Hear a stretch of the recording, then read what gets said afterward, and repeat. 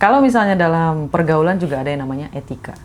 Dalam kantor juga ada yang namanya etika. Bahkan dalam bisnis pun ada yang namanya etika ya Mas ya. Tapi yang paling dasar adalah ketika kita marah tentang hidup kita, jangan buang mood kamu kepada siapapun. Simpan mood kita kepada diri kita. Karena kebanyakan Mas, orang yang menunjukkan moodnya, swing mood. Jadi kayak kalau dia mau marah ya dia marah gitu. Kalau dia lagi nggak enak, terus dia marah-marah sama orang gitu loh Mas. Ah itu etika yang paling dasar Mas. Kalau kita lagi sedih ya itu di kita aja. Jangan dilampiasin ke orang lain. Itu etika paling dasar. Meskipun kita lagi capek, kita lagi mau gimana gitu, kita nggak boleh berperilaku kasar kepada orang lain. Kita melampiaskan kesedihan kita ke orang lain. Kita melampiaskan ke orang kantor, ke orang rumah, ke pasangan, kemanapun. Itu etika yang tidak bisa dilanggar. Iya, itulah kenapa BPJS kan dicabutnya Mas ya. Iya. Ya, saya sebagian merasa sedih, sebagian merasa, aduh ini ya karena terlalu melekat. Kayak gitu loh Mas. Karena terlalu melekat ketika diambil, wah sakitnya luar biasa gitu loh Mas. Gitu ya. Saya, itu contohnya salah satu kayak gitu ya Mas ya. Udah ditolong, tidak mencari tahu bagaimana caranya untuk menolong diri sendiri. Ini kita kecualikan yang sakit parah ya Mas ya. Yang sakit parah mindir dulu itu nggak boleh dicabut sama sekali karena memang udah nggak bisa nolong lagi karena sangat parah kayak gitu Mas. Tapi kalau yang masih bisa untuk mencari Produktif lah. iya, yang masih produktif, yang masih bisa untuk disembuhkan sendiri, tidak mencari pertolongan lain selain yang AES ini gitu loh. Selain menggunakan BPJS ini gitu. Akhirnya apa? Ketika dicabut dan hilang, Iya. ya gitu loh Mas. Itulah. Deket Padang, Medan. 12 jam dari Aceh, 12 jam dari Medan, 12 jam dari Padang. Ada loh Mas yang naik BMW. Dan saya kaget kok bisa ini BMW ngikutin kemana-mana. Why? Dan saya setuju sama Masnya bilang kayak gitu. Buat teman-teman nanti akan ngerasakan. Ketika energinya udah naik, ketika memikirkan sesuatu, fokus sesuatu, kayak voila. Kayak gitu loh Mas. Aku pernah lihat kontenmu yang nyobain mobil BMW ya. Oh my God, itu ajaib banget Mas, sumpah. Dan aku pun juga dulu tuh masih apa tuh namanya kalau misalnya dilihatin sama temen tuh uang puluhan ribu dolar, ratusan ribu dolar tuh kayak awalnya tuh kayak wah itu kan kamu gitu ya. Oh, I see. Aku kayaknya masih jauh deh ke sana gitu. Tapi karena semakin sering dilihatin, bahkan nih Mas Hendra lihat nih pengeluaranku bulan Oktober ini 1,3 M. Ini hanya untuk jajan dan beli buku, beli kelas-kelas aja Mas. Dan itu rutin ditunjukin semuanya gitu ya. Terus aku lihat terus sama Habib, sama Mbak Dinda, sama teman-teman yang lain, sama Mas Rozi gitu ya. Kenalin akhirnya dong, kan, akhirnya kan akrab ya Kak. Akhirnya akrab gitu. Ya Allah, dan aku ternyata dan itu sangat membantu sih Kak Romaya. Banget Mas. Kita punya pengalaman yang sama soal itu mungkin barangkali ya. Banget Mas. Dan itu ditawarin langsung loh. ABS kita akrab. Alhamdulillah. Iya. Itu juga keajaiban itu Mas. Ketika saya nyoba yang BMW itu, BMW yang dicoba itu juga BMW seri lumayan lah. Seri 7 kalau nggak salah. Gila itu luar biasa. Iya. Saya sampai nangis loh itu Mas. Tapi cuman saya nggak upload aja gitu. Iya. Sampai ditawarin mau keliling lagi nggak, Mbak? Tapi sepakat loh Mas, aku dulu pengen punya mobil sering ke dealer loh aku test drive, padahal nggak punya apa-apa. Serius loh. Tuh. Lama-lama kan dapat kok bisa beli mobil gitu loh. Nggak paham kan Mas, gimana caranya ya Mas? Serius, motor pun kayak gitu aku, sering ke dealer test drive motor. Ya, nyatanya kan bisa kebeli gitu. Iya memang betul. Saya setuju Mas, setuju banget Iya Mas. sih benar. Dan aku kalau sudah kayak mulai malas kerja gitu, ya motivasiku adalah Porsche. Kita beli Porsche. Gitu sih ya. Subhanallah. Iya. Kepala gini loh. Kayaknya udah mulai malas kerja gimana sih? Bukain mobilnya gitu sih. Sebagai semangat aja sih ya. Nggak melulu Civic aja. Iya. Lewat ya Civic-nya sih ya.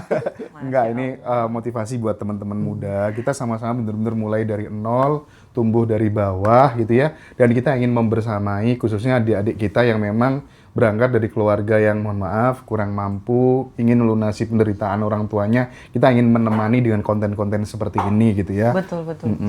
Ya bagi teman-teman yang omsetnya udah bermiliar-miliar, jangan dengerin konten ini ya. Jangan dengerin konten ini. Itu bukan untuk Anda, salah alamat gitu ya. Salah alamat. Ya. Tapi kalau mencari kebahagiaan gimana, Mas? Boleh dong Nggak nonton di sini. masalah, nggak Boleh ya, Mas, ya? masalah sih. Ya. Oke, Mas Roji, gimana? Ada pertanyaan nggak? Pernah nggak Mas Roji itu selalu kemudian misalnya dalam berpartner gitu ya, selalu ketemu partner yang busuk gitu. Oh, sumpah, Jadi sumpah. dan itu berulang terus gitu. Waduh, gimana? Jadi beberapa kali itu kan kita belajar bisnis ya, sembako apa itu. Tapi ketemu orang yang memang fake gitu, palsu banget.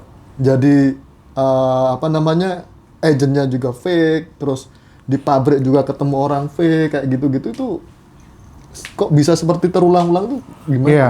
Jadi kalau bisa sekalian di breakdown aja. Baik, Kenapa Roji itu kok hidupnya sering sial? Itu aja deh intinya ya. Nggak usah, pokoknya banyak aku melihat, karena aku saksi sendiri gitu. Serius ya, aku tuh pernah ya, di satu momen tuh bener-bener pengen dukung totalitas Roji gitu. Serius, aku sempet demi apapun aku berani bersumpah. Aku sempet mau ngeluarin, ya tidak sedikit uang sebenarnya. Tapi karena melihat perilakunya Roji, aduh ini orang gimana sih? Aku mikir-mikir akhirnya. Dan ternyata prediksiku bener gitu. Jadi gimana sih caranya ngatasin orang yang sering sial hidupnya gitu? Mudah-mudahan setelah denger ini, Roji hidupnya jadi lebih beruntung terus gitu. Mas Roji ngerasa sial kah? Bagian dari hidup aja sih. Sering nabrak. Jadi saya tafsirkan itu bagian dari perjalanan hidup aja. Tapi sekarang ya enggak sih. Nyatanya kan banyak rezeki juga. Iya, sekarang inilah ya banyak berubah lah ya. Banyak berubah. Tapi minimal kalau di breakdown kan ini bisa jadi pembelajaran buat sahabat-sahabat yang hidupnya sial gitu. Baik, ini kita ngomongnya Mas Roji yang kemarin ya. Masa lalu. Ya. Identitas lama. Ya, betul. Right? Right. It's okay. Ya Allah ya Robi. Terus misalnya nih Mas ya, di masa lalu Mas Roji selalu menganggap kok aku sial terus ya. Perkataan ini adalah energi. Oke. Omongan itu terulang-ulang di identitas lama kita di alam bawah sadar, right? Terus nanti dia nervous system kita akan menganggap oh ini orang suka penipuan apa? Oh ini orang suka sial. Oh ini orang menerima aja gitu. Oh ini orang tidak ada niat untuk berubah. Oh ini orang tidak ada niat untuk ngasih banderi. Oh berarti dia suka ditipu. Oh berarti dia naif. Oh dia suka hal-hal yang bikin dia naif.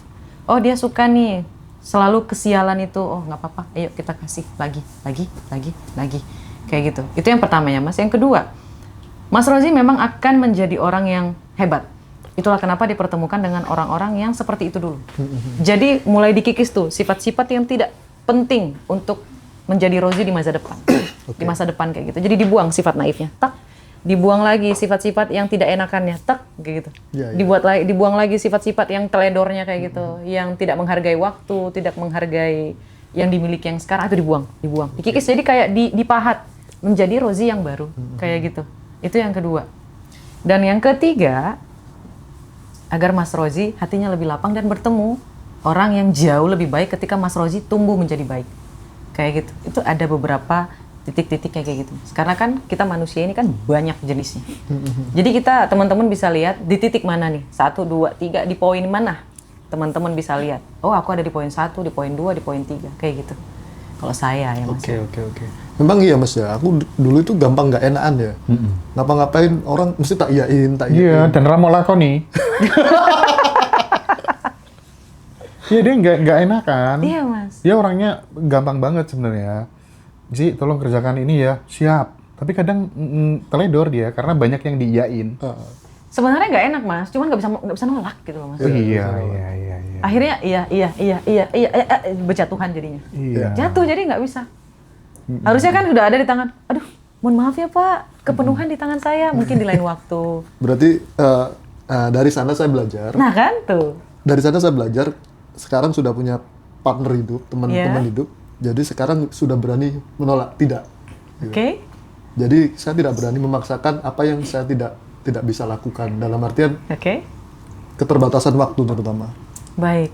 Dan berubah ya Mas ya. Setelah Berubah. sifat itu tidak ada lagi, itu semakin berubah. Jadi karena nervous systemnya sudah mengira, oh Mas Roji udah nggak suka nih hal-hal yang kayak gini. Ya udah dia nyari peluang jadinya. Jadi saya sekarang sudah hilang rasa takut nggak enak atau nanti dibenci temen atau apapun. Tapi saya lebih memperhatikan diri dan keluarga saya sendiri dulu. Betul. Berarti dimulai dari berani ya Mas? ya? Berani. Tuh teman-teman, berani. Awalnya saya nggak berani menolak itu, takut nanti saya Nggak dijauhi, enak. nggak gitu. enak. Bener-bener tuh. Terus salah paham kan gitu. Betul, kan. betul.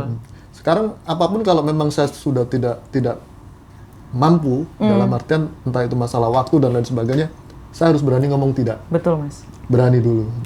Dan ini saya diskusi sama istri.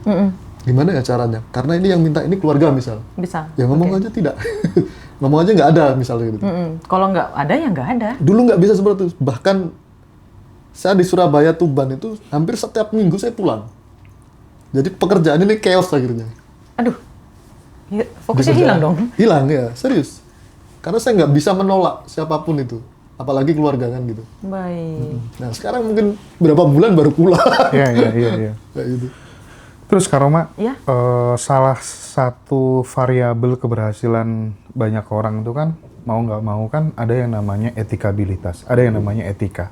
Betul. Punya skill sehebat apapun kalau kamu nggak bisa dipercaya orang, Iya. etikamu buruk ya kamu akan dibuang lah ya. Betul Mas. Nah bagaimana mentransformasikan ini, urgensi dari etika ini buat anak-anak yang masih muda gitu? Karena Baik. menurutku ini sangat penting sekali gitu.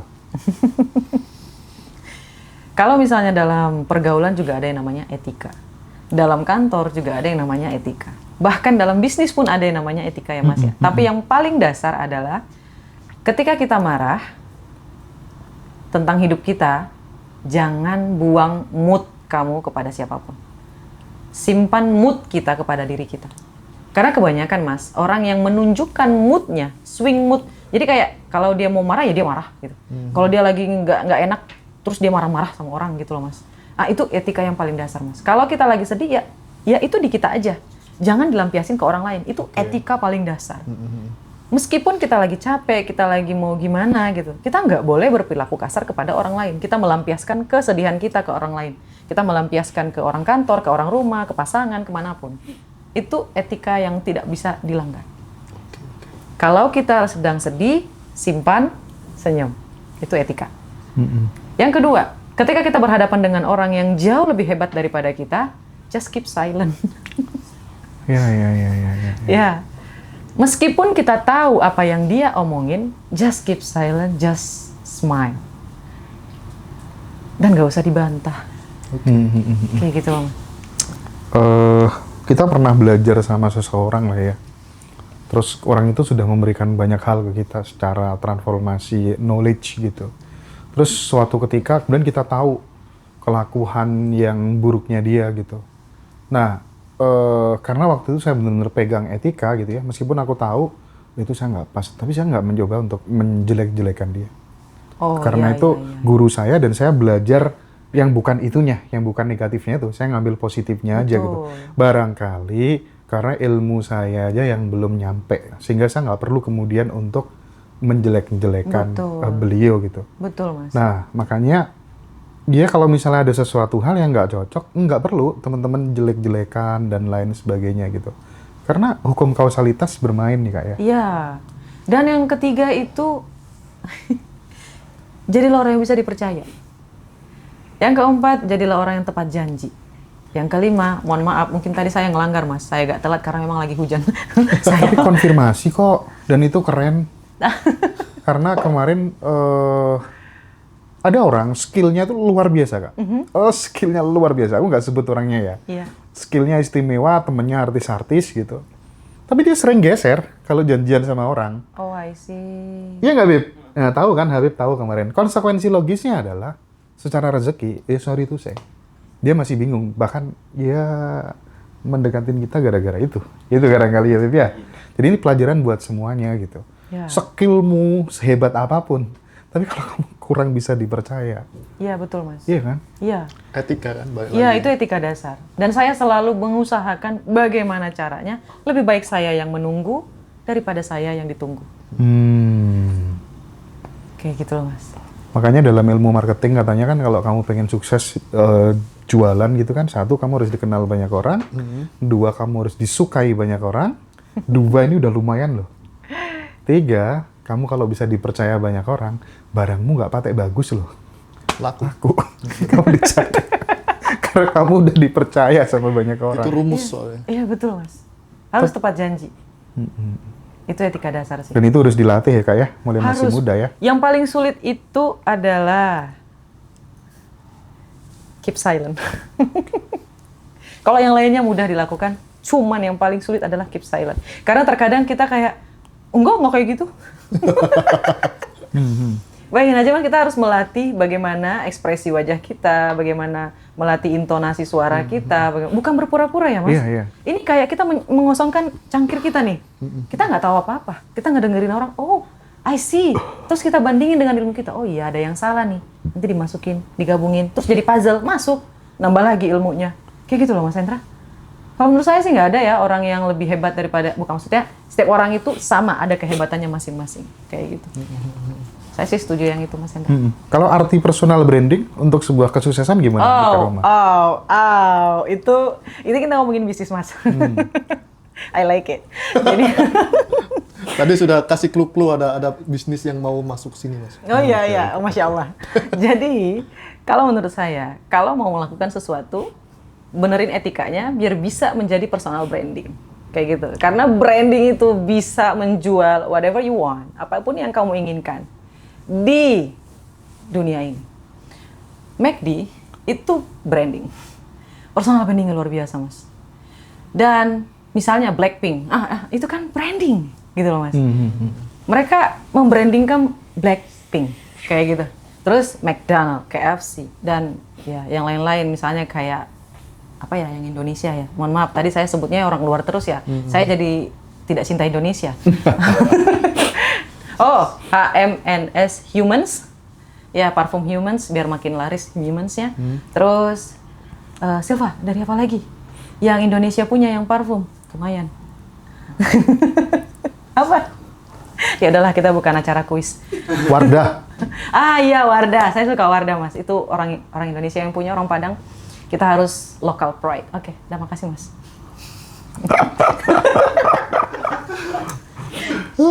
Oke. Siapa yang tahu tiba-tiba masuk Wardah gitu ya Mas? Iya. Boleh. Jadi nambah, Masya Allah. Amin. Dan Ngaji Roso mulai dari 2017, ya itu benar-benar bangun branding. Kita kasih aja. Nggak pernah jualan dari dulu. Iya. Iya ya Mas ya. Saya lupa nyebutin Ngaji Roso juga personal branding. Iya, Mas. makanya. Saya ngingetin itu sebenarnya ya. Kurang peka deh ya. Iya, maaf ya Mas. Tapi gini Kak Roma, Iya. ada yang namanya atensi. Saya termasuk orang yang mempercayai bahwa seseorang punya skill apapun, punya kemampuan apapun, tidak lepas dari yang namanya atensi. Ketika kemudian atensinya adalah keperluan, ya maka yang didapat akan itu. Betul. Skill apapun juga gitu. Kita dari dulu, dari waktu masih kuliah, senengannya kan bikin banyak kegiatan-kegiatan sosial gitu sih ya. Fokus ke situ, ya kan? Yayasan Pandasuan dan lain sebagainya. Semuanya kita kerjakan gitu ya. Organisasi tingkat pelajar, kita bikin organisasi dulu namanya Puspres, Pusat Pelajar Respek Sosial, gitu kan. Banyak ya yang kita create kayak gitu. Dan kita setiap hampir seminggu 2-3 kali itu saya selalu suruh anak-anak. Nah itu jeleknya saya tuh saya nggak pernah mau terjun langsung sendiri gitu.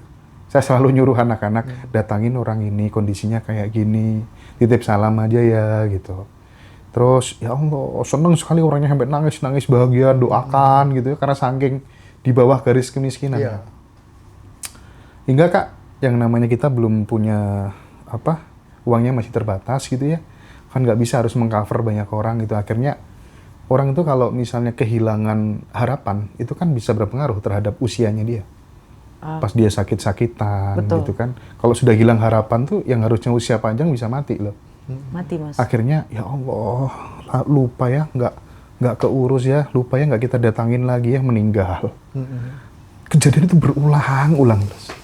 Akhirnya mulai saat itu ini nggak bisa dibiarin ini. Pilihannya hanya 2, kemakmuran atau kematian.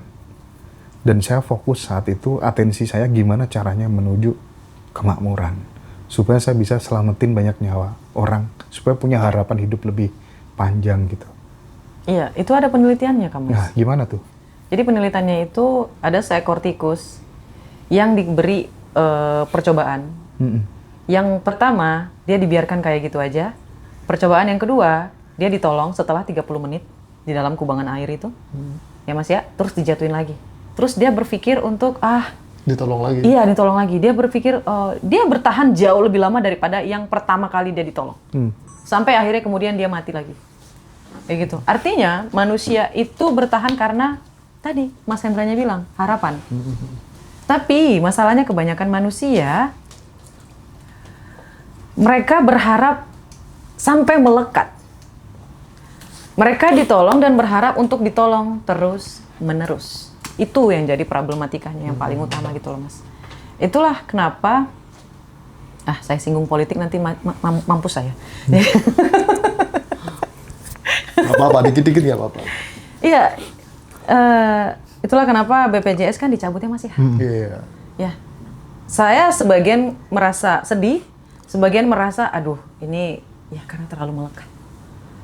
Kayak gitu loh Mas. Karena terlalu melekat ketika diambil, sakitnya luar biasa gitu loh Mas. Gitu ya. Saya, itu contohnya salah satu kayak gitu ya Mas ya. Udah ditolong, tidak mencari tahu bagaimana caranya untuk menolong diri sendiri.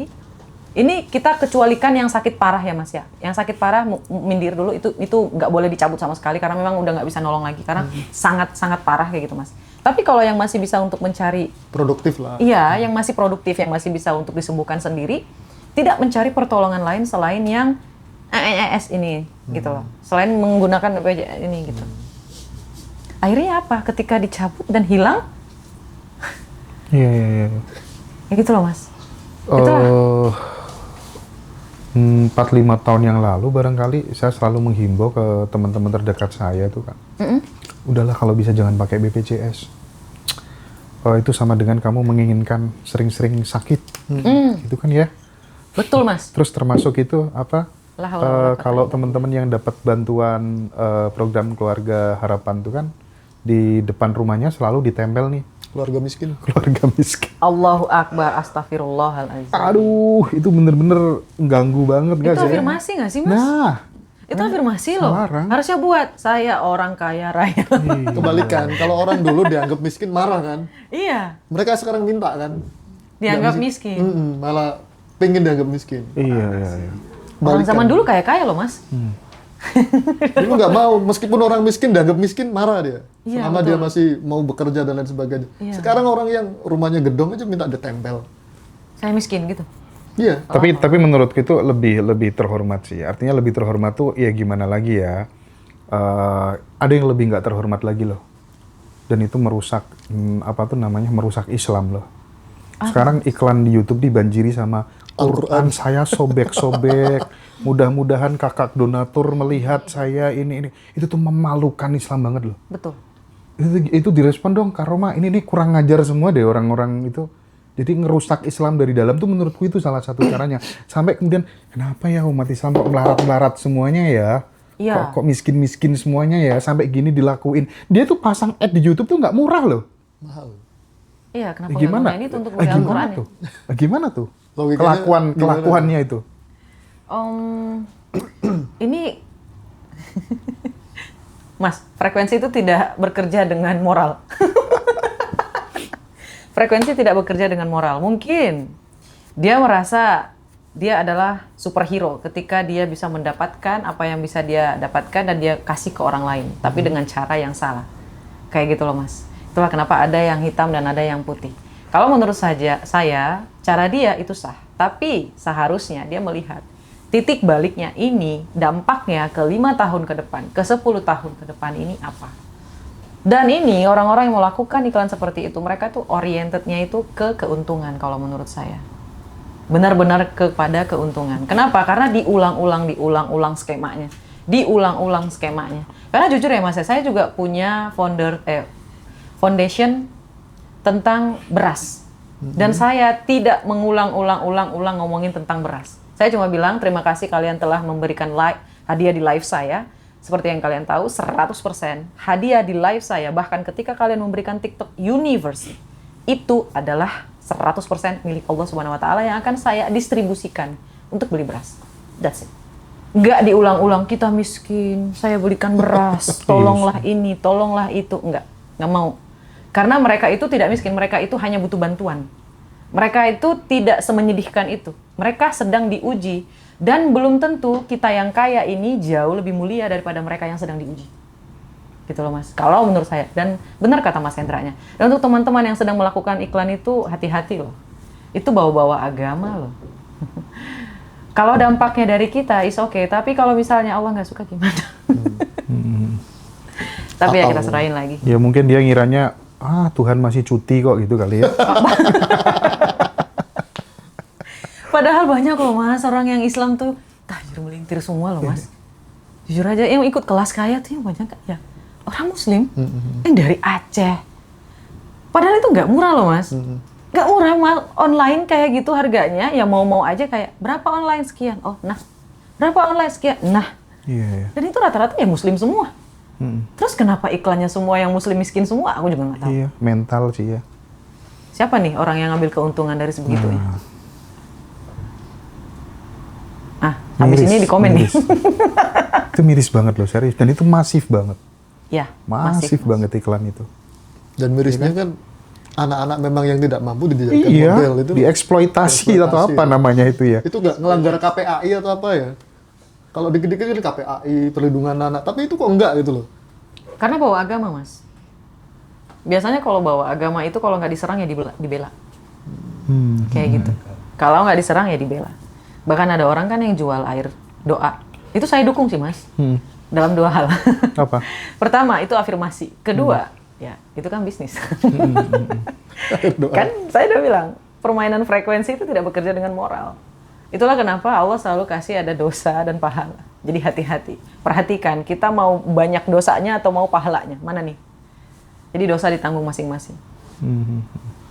Gitu. Nah, Kak Roma, aku pengen sedikit masuk ke tabel ini, teori kesadarannya Hawkins ya, yang force dan power gitu. Oke. Seberapa besar kemudian saat kemudian kita berada di force itu, apakah kemudian memang benar-benar ya usaha apa aja gagal, punya istri baru menikah bertahun ditinggalkan, atau macam-macam kasus ya, karena force itu kan rasa takut, rasa tidak layak, rasa malu yang hampir mendominasi 24 jam hidupnya sehari-hari, itu memang benar-benar akan tercermin dalam realita gitu. Iya. Nah, cuman kadang kan bagi teman-teman yang masih pemula dan belajar gitu kan, butuh gimana sih Kak Roma caranya pelan-pelan yang realistis, yang mudah dikerjakan supaya bisa segera naik dari force menuju power gitu.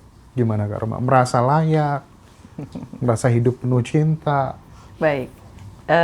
Jawaban yang saya akan berikan itu sederhana. Mungkin saking sederhananya teman-teman tidak akan percaya. Yang sering saya lakukan itu jurnal. Di video-video saya sebelumnya juga saya mengucapkan bahwa siapapun yang tidak memiliki impian, tidak akan memiliki tangga untuk bisa level up. Yang pertama, pilih mimpimu. Who are you? Siapa kamu? Kamu mau jadi siapa? Who are you? Karena begini, orang-orang yang memiliki rata-rata ya, orang-orang yang memiliki pertama, pernikahan yang gagal, bisnis yang gagal, itu pasti keluarganya pernah mengalami hal tersebut. Dan ini terjadi di depan matanya. Sehingga dia ngerasa, oh rumah tangga itu harus hancur ya. Oh rumah tangga itu ternyata sulit ya dijalani. Oh ternyata kayak gitu ya sulitnya berbisnis. Ini akan tertanam Mas. Karena identitas lama ini berasal dari pertama, didikan orang tua. Mohon maaf para orang tua. Didikan orang tua. Kedua, lingkungan sosial. Ya. Yang ketiga, pendidikan. Yang keempat, apa yang dia alami dan apa yang dia pelajari selama dia hidup. Ya. Yang paling krusial adalah keluarga. Kalau di dalam keluarganya ini selalu meributkan tentang uang, selalu meributkan tentang apa sih namanya? Percintaan, orang tuanya tidak harmonis, bisnisnya gagal. Ini akan tercermin Mas di masa depan. Dan bagaimana cara merubahnya seperti pertanyaan Mas Hendra? Pertama itu adalah jurnal. Saya selalu mengungkapkan jurnal. Lakukan jurnal. Kalau kamu mau tahu secara lebih detail, kamu bisa ikut ke seminar kita, Level Up, ada di sini nih. Oke? Dan kalau misalnya kamu mau yang Kak Roma belum ada duitnya atau gimana, ya silahkan kamu beli dulu e-booknya, kamu pelajari. Kalau hati kamu sudah mantap, kamu masuk ke dalam seminar kita, ya nanti saya jelasin, saya bantu. Kalau mau berubah, kalau nggak mau berubah, ya nabung dulu kesadarannya, oke? Insya Allah pasti ada rezeki. Yang kedua, afirmasi. Afirmasi. Ini saya akan kasih clue ya. Kenapa saya selalu bilang, afirmasi itu harus dilakukan ketika kamu mau tidur dan ketika kamu mau bangun. Ini selalu saya lakukan. 15 menit. Ya, kenapa? Karena ketika di saat yang berdua ini, alam bawah sadar kita itu sangat-sangat terbuka, Mas. Untuk ditulis ulang. Jadi ketika kamu mau bangun tidur, jangan mengeluh. Kerja lagi males banget. Jangan. Sayang banget. Sayang banget. Ketika kamu bangun tidur, imagine. Wow, ya Allah ya Rabbiku, enak banget dapat 5 juta ya Allah. Dari mana ya? Bodo amat, gak tahu dari mana. Mikirin lagi 5 jutanya buat apa ya? Oh, jalan-jalan, buat ini, buat itu. Pikirin aja yang baik-baik baru bangun tidur tuh. Oke? Terus ketika mau tidur, ya, maafin dulu siapapun yang nyakitin kamu. Bayangin lagi, wah enak kali ya dapat bisnis kayak gini. Oh, untungnya segini, beli ini, beli itu. Masya Allah ya Rabbi tabarakallah. Terus baca doa tidur, kayak gitu. Oke? Jadi kalau misalnya Kak Roma, hubungan rumah tangganya hancur berantakan atau gimana, lupakan dulu. Jangan sampai kamu tidur dalam keadaan kamu marah. Jangan. Karena besoknya energi kamu akan drain. Jatuh. Oke? Lihat. Ini aja tuh isinya udah banyak ya. Apalagi kamu ikut seminar. Silakan teman-teman join tanggal 6 Maret ya. Yang mau ikut belajar langsung sama Kak Roma. Ya, betul. Nah, yang terakhir Mas. Apa tuh? Berani guys. Berani.